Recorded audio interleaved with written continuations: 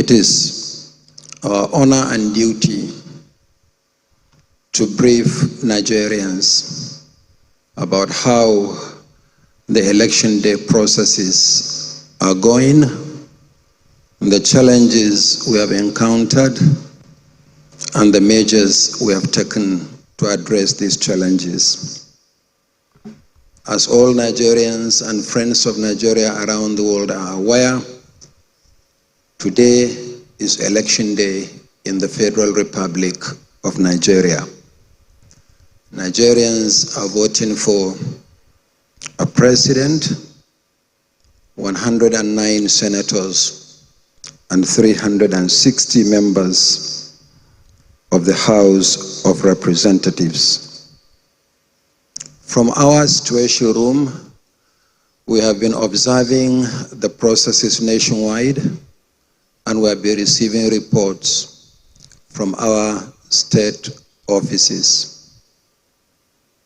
As Nigerians are aware, the prevailing context for the conduct of the election is a bit challenging, but there is also a sheer determination on the part of the Commission to ensure that the elections hold and that they are free, fair, and credible. As Nigerians are aware, or most Nigerians I should say, this is the first time since 2011 that a general election has not been postponed after it was scheduled. It's part of the Commission's determination to ensure that we continue to do what is right.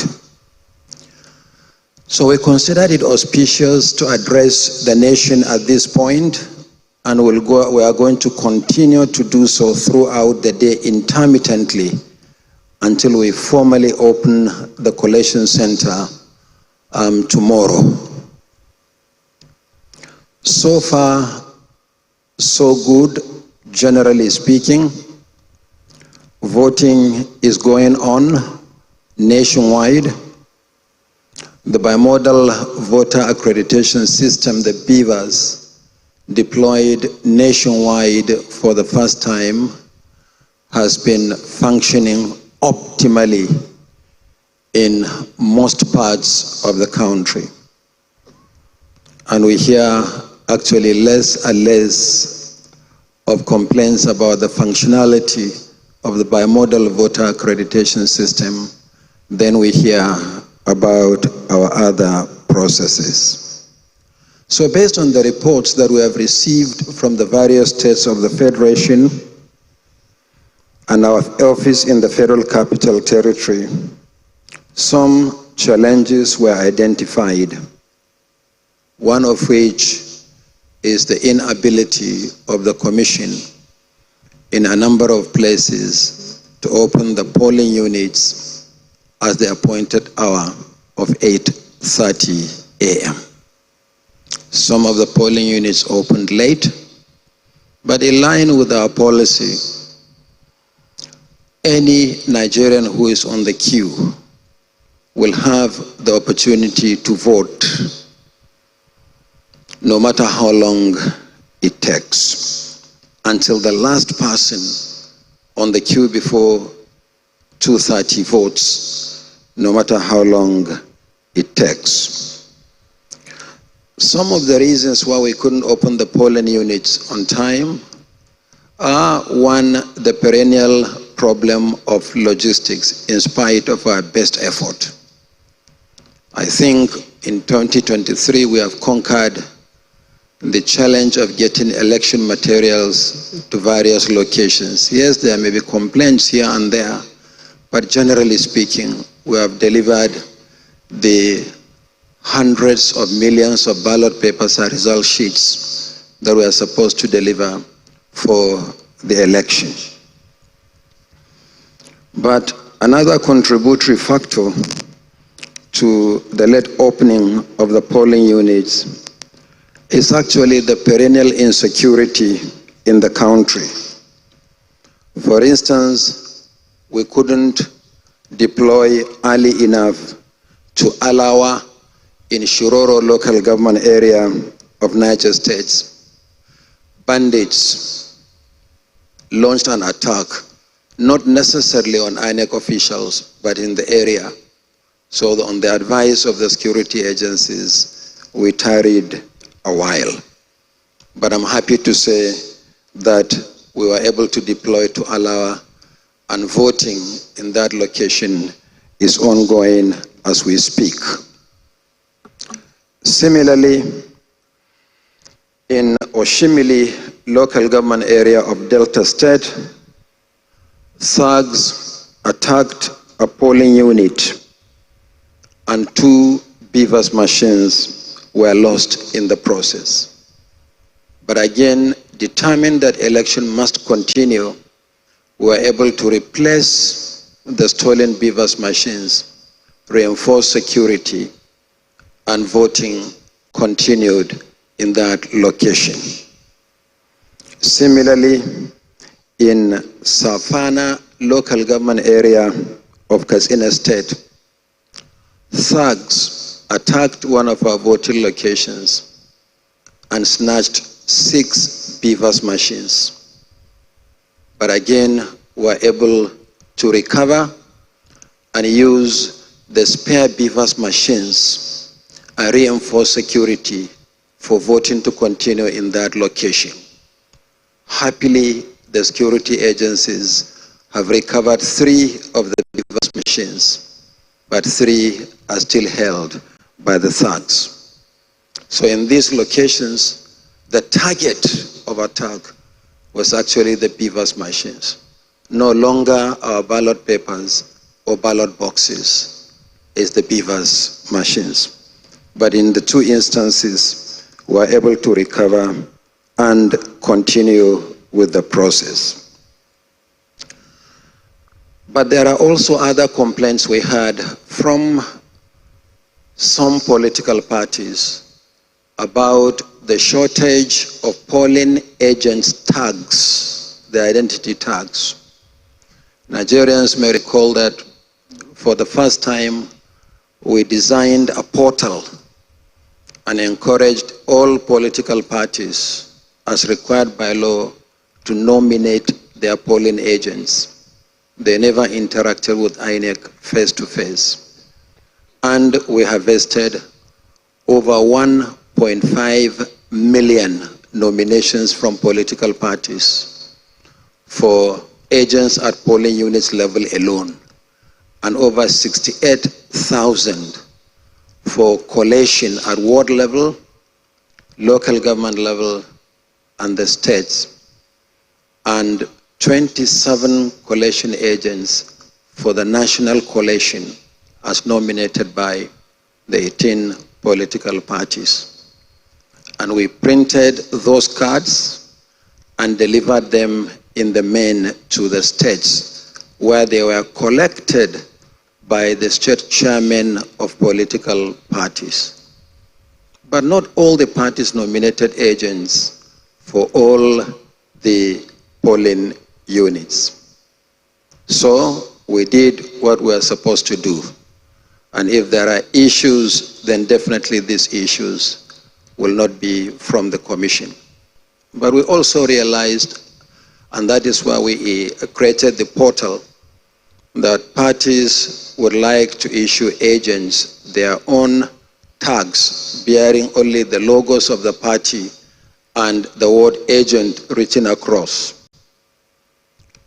In this case, anybody can claim to be the agent of any political party at any level, resulting in some instances commotion during collation, where 2 or more agents will claim to represent a political party. And that's why we created the portal, where they uploaded the names of the agents and the description of where they are going to serve as agents, as well as their photographs. And these cards were laminated and delivered to the states. One of the parties drew my attention to a letter. They said in one of the states, they were given a letter by INEC in the absence of the accreditation tags. But our officials at the polling unit level did not recognize those agents because they were not bearing the INEC accredited cards. I requested that gentleman to share a copy of that letter with me. He shared a copy of that letter, and it was clearly issued by his party, not by INEC. And when I drew his attention to it, he immediately deleted the message. So this is the clarification on the issue of agents. And I would still like to advise political parties that as we go into the concluding phase of this election, particularly when we go into collation of results, the Commission will insist that only INEC accredited collation agents will be admitted into the collation centers. Finally, there was an issue raised by some of the political parties, particularly at the polling unit level this morning.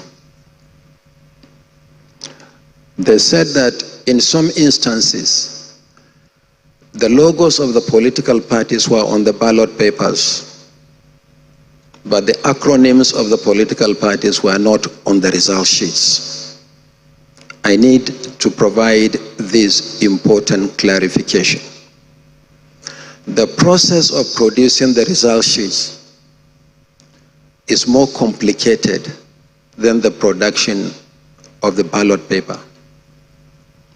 For result sheets at polling unit level, they are polling unit specific, and they are in several carbonized copies that the Commission will retain the top copies, the first two top copies, and then give each polling agent at polling unit level a copy, and one copy goes to the police. The process of producing the result sheet is a lot more complicated than the production of the ballot papers. So what we did on the result sheets was to provide 2 additional blank rows. And the purpose of these 2 additional blank rows is to accommodate any political party that we may be compelled to accommodate on the ballot paper by 11th hour judicial pronouncement.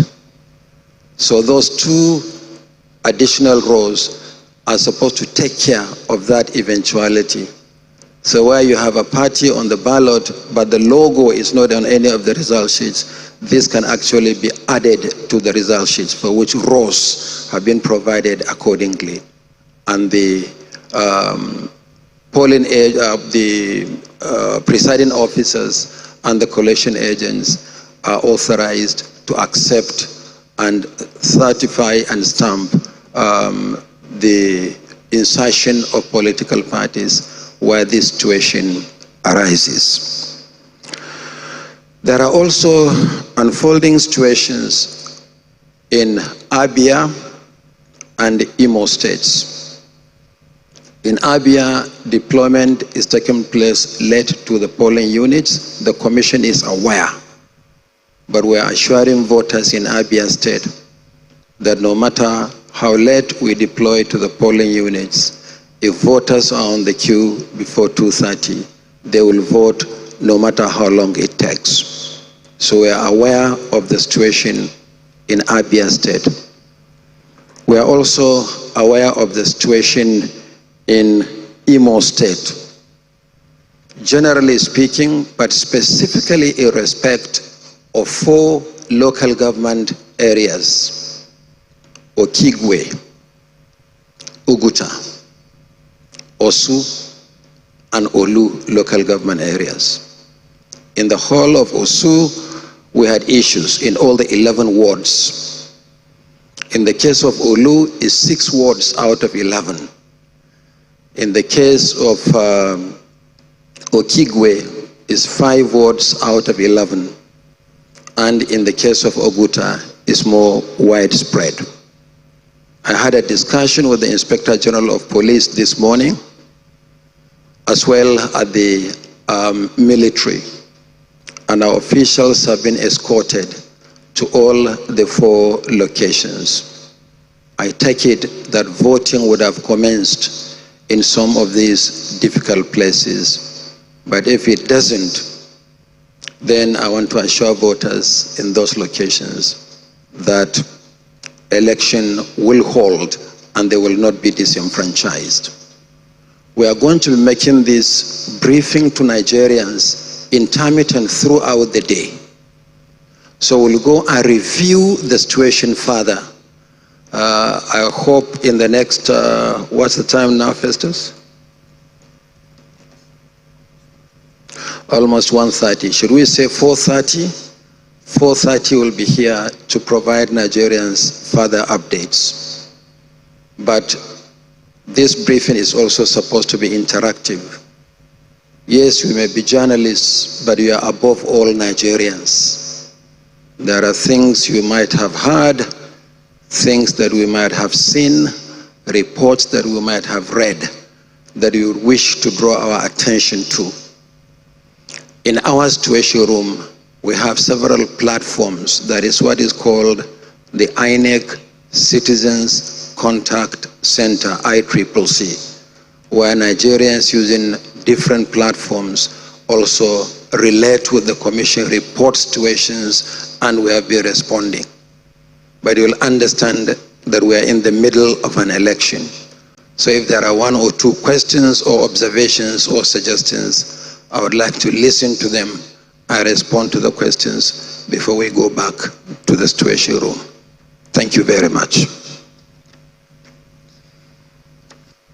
Please, if you have any question, quickly indicate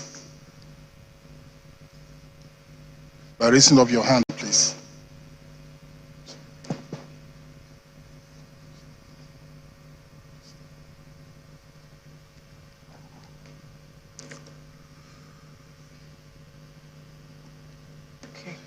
Good afternoon, Mr. Chairman. My name is Chinaza Samuel. I report for Arise Television. Sir, my question is regarding polling units, especially the ones that were reassigned. We've received reports that some persons are having a hard time locating their polling units. I want to know what the Commission is doing to address it, especially because, Chairman, sir, yesterday you assured Nigerians that no one will be disenfranchised. Thank you.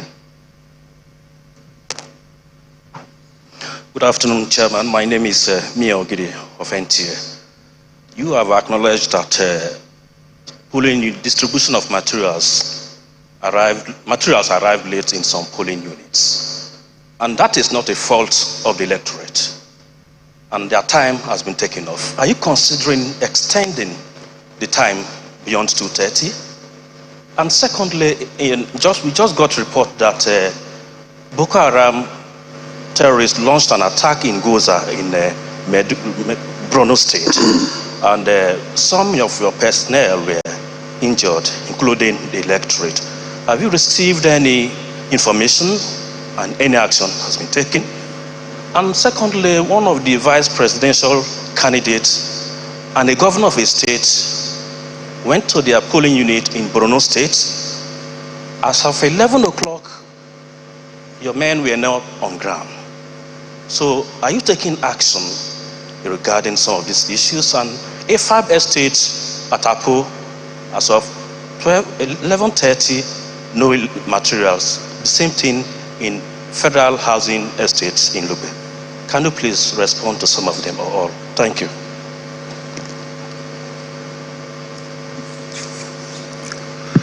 Okay, I crave your indulgence to respond to these issues quickly so that we go back to our situation room. The next briefing will be at 4:30. So let me start with Arise TV, the difficulty locating polling units. That is why before the election, we embarked on a campaign encouraging citizens to identify their polling units. We have 6.7 million citizens in that respect, and quite a number of them have done so. I actually expected that the complaint that we are going to receive from people who could not locate their polling units will be louder than that. We tried to solve a 25-year-old problem in the history of Nigeria by expanding voter access to polling units. which we successfully did in 2021. Before then, the delimitation of polling units was the one done by the old NECON, not INEC, in 1996. Doing so means redistributing some voters to polling units. The law empowers the Commission to create polling units and to allot voters to them. There is population increase, movement of people up and down the country, and so we did so. But what we did in the main was to redistribute voters from congested polling units in proximate or same location. In other words, voters were not in the main taken out of the locations where they have voted consistently since 1999. So what did we do? We published the entire list of the redistributed voters and shared with our state offices. We worked with the mobile telecom network operators in Nigeria and sent bulk text messages to the affected Nigerians. We encourage our state offices to engage in publicity in the local languages. And then we came up with two simple ways by which citizens could locate their polling units ahead of election day. One of which was our website. But the other one, which is simpler, is we provided two telephone numbers to which you can send a simple text message indicating your state, your surname, and the last 6 digits of your voter identification number, and you will receive a message telling you that this is your polling unit. We appreciate that not all Nigerians have smartphones or access to the internet, and that's where when we send the list to the states, we ask them to engage with those voters that we may have redistributed to some of the polling units, and also engage in publicity in the local language. So these are some of the steps that we took. In fact, very interestingly, a friend of mine was very angry. We moved the person from one polling unit in Abuja to another polling unit. And he sent me a message to say that the Commission has no powers under the law to do so. After all, how can you move me to a polling unit without my consent? Well, I quoted the section of the law. And I called him. I said, why are you so angry? He said, no, I'm not angry. I said, please read the message carefully. We said you have been moved from a congested to a more convenient polling unit in the same premises. So in other words, you even don't have to walk long distance. Then he looked at the message and said, sorry, actually I didn't read the message. I thought you moved me to another town. So, but we have been to school, we should be able to read, and understand messages. So if there are Nigerians who are unfortunately still unable to locate their polling units, I apologize on behalf of the Commission, but voting has not ended. You can still send text message to the numbers that we have provided there on our social media platforms. They are also on the hard copies of the information we shared here early this week on the number of PVCs collected. And you in the media can help us before voting ends for people to know how they can locate their polling units and to vote on election day. Our intention was never to disenfranchise Nigerians, but to make it more convenient for Nigerians to vote easily. Unfortunately, some of the polling units are still congested, because when we contacted some Nigerians, they preferred to be left in the congested polling units, some for security considerations, that we feel more secure while we have been voting, even if the units are congested, than taking us to a less populated polling unit, which may be some distance away from our comfort zones. So these are the steps that we have taken, and this is the rationale for voter redistribution. Mia Ogidi, I have answered your question partially in my opening statement. I said that no Nigerian will be disenfranchised. Yes, we opened the polling units late, and we admitted that in some cases the polling units were opened late. but the system has an automatic mechanism for recovering lost time. We don't start 8:30 and close 2:30 on the dot. If we start later than 8:30, whoever is on the queue before 2:30 will vote, no matter how long it takes. So no Nigerian will be disenfranchised on that score, provided that person is at the polling unit before 2:30. You talked about one of the vice presidential candidates unable to vote in Maiduguri Metropolitan Council. We are following and tracking the challenges we have in 2 locations in Borno State, the Maiduguri Metropolitan Council and Jeri.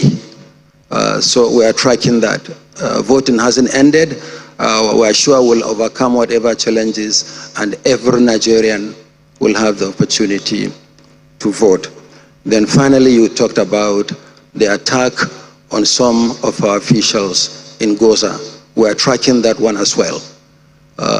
There are some, should I say, bandits or some insurgents that were firing from the mountaintop in Goza, just firing at random.